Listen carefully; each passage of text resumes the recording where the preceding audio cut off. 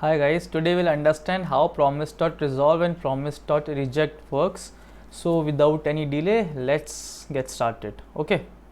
And one more thing, if you have not subscribed yet, why not? Do it right away. Okay, let's have a promise. Let's say we have a promise P1 and let's write this promise, and you know how to write a promise. If you don't, watch the previous video and you will understand how to write a promise.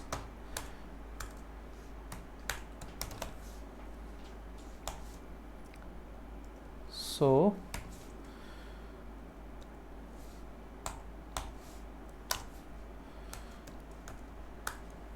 here I wrote resolve and reject. Now let me just say something like if true, then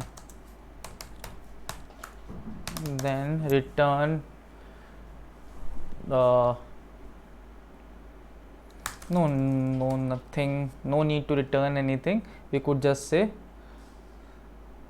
resolve, and we could just say like P1 resolved. Okay,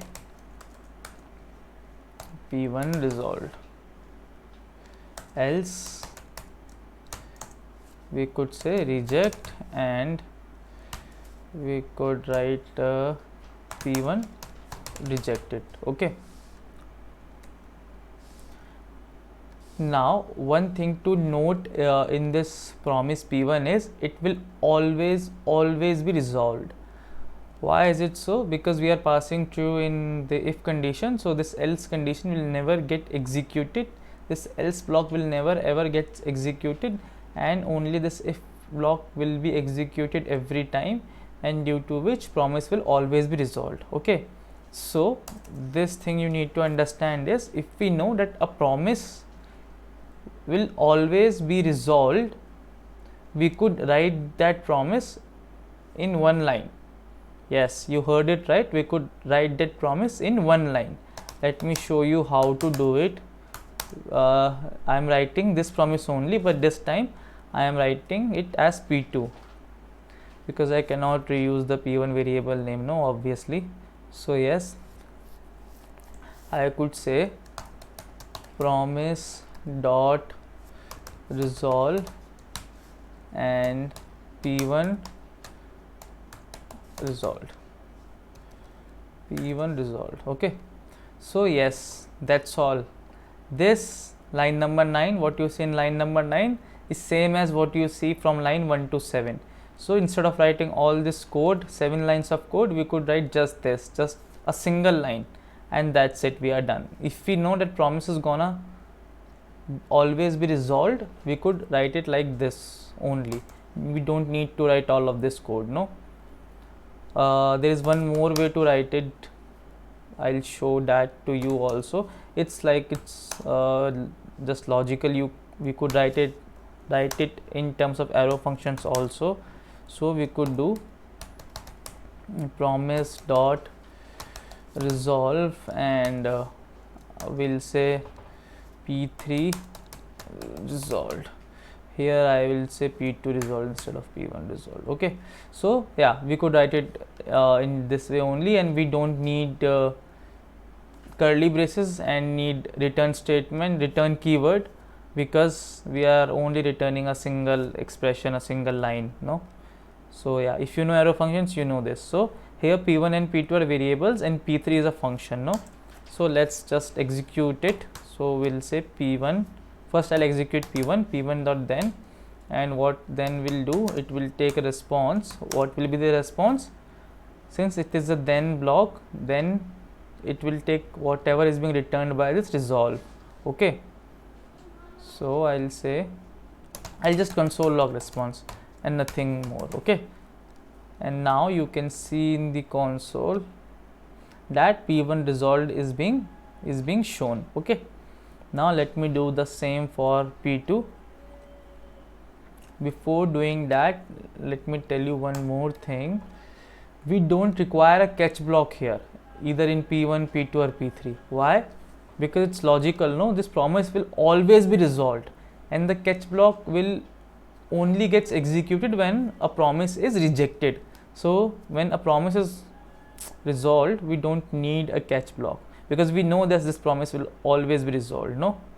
So yeah, let me do it for P2, and you can see P2 resolved in the console.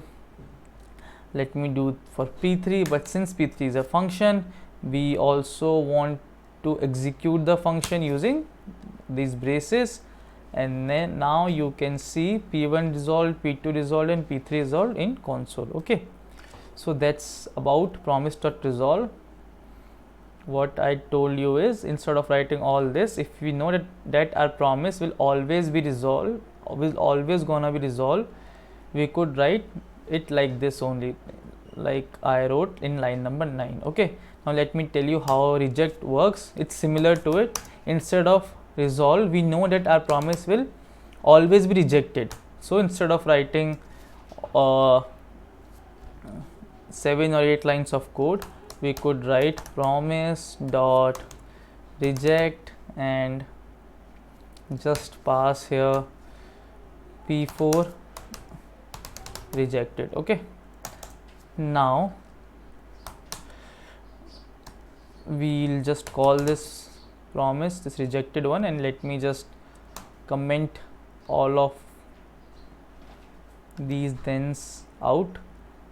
So we'll see P4 dot then will get response, and we'll just console log response. What do you think it will do? It will do absolutely nothing. Why? Because this promise is rejected, no? And when a promise is rejected, then block does not execute, only the catch block gets executed. So this catch block will be executed, this then block won't execute. So in catch, let me just write error, and we could say, instead of console logging the error, I'll say